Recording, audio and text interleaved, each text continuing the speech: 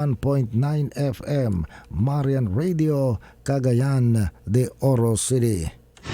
CNN Live Nationwide. Lorenzo Luzon, magandang araw sa iyo. Magandang umaga, Ariel. Magandang araw, Pilipinas.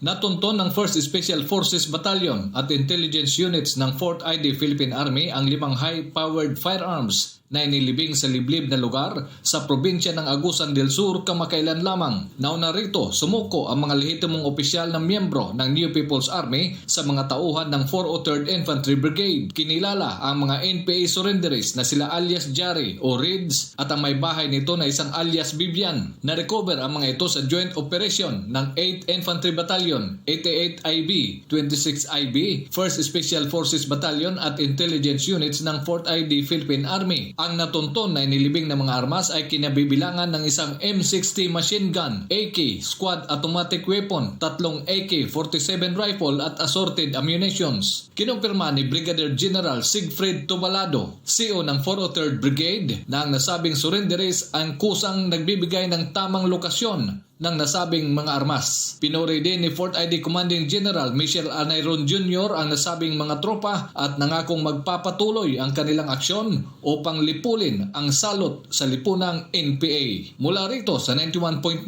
FM, Marian Radio, CNN, Cagayan de Oro, Lorenzo Luzon, nag-uulat live para sa CNN Pilipinas.